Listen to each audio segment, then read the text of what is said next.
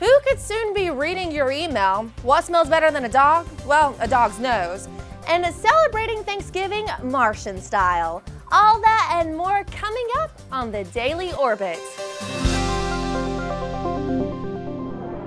Hello and welcome to the Daily Orbit. I'm Emerald Robinson.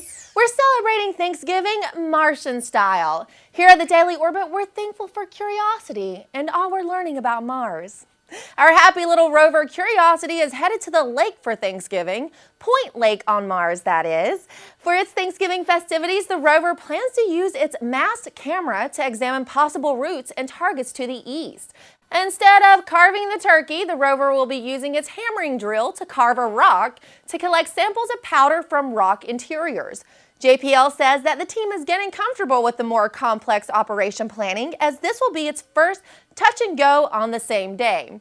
Curiosity just left its Rocknest location where it's been sitting for weeks and is carrying soil samples it gathered there. Happy Martian Thanksgiving, little rover. I wouldn't recommend eating that turkey. Things we're not thankful for? More surveillance on the internet. So be careful, little fingers, what you type. If passed, a Senate bill amending the Electronic Communications Privacy Act of 1986 will permit law enforcement to peek into your email, all social networking like Facebook and Twitter, and other online communication without the requirement of a warrant first. But if it's any consolation, they do have to notify you if they check out your account, anywhere between 3 to 365 days later.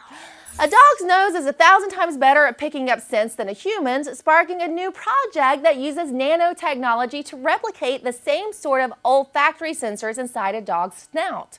Not only can it pick up even the faintest of vapors, but it can distinguish one scent from another. The idea is to use this electronic nose in the detection of explosives.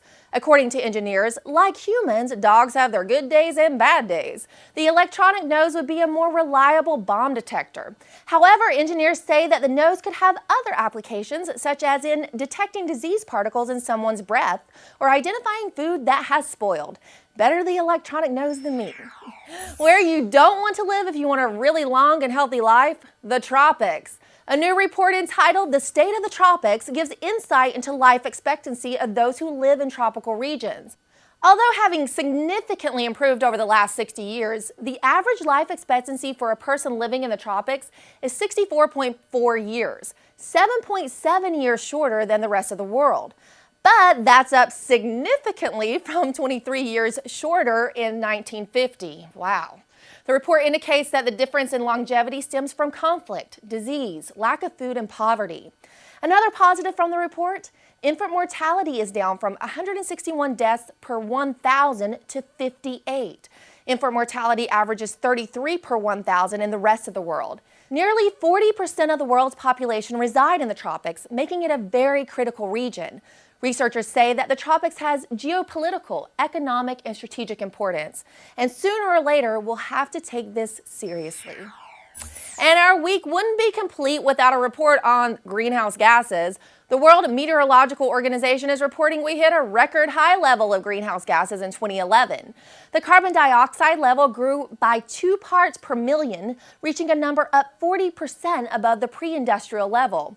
Methane and nitrous oxide increased by about 0.3% in 2011. Nitrous oxide has an impact on global warming 298 times greater than carbon dioxide. This Thanksgiving, I would be very thankful if we could get this greenhouse gas thing under control and we wouldn't have to bring you any more bad greenhouse gas news. Well, that's it for today's Daily Orbit. We at the Daily Orbit are very thankful that you're watching and hope you have a happy Thanksgiving. Gobble, gobble.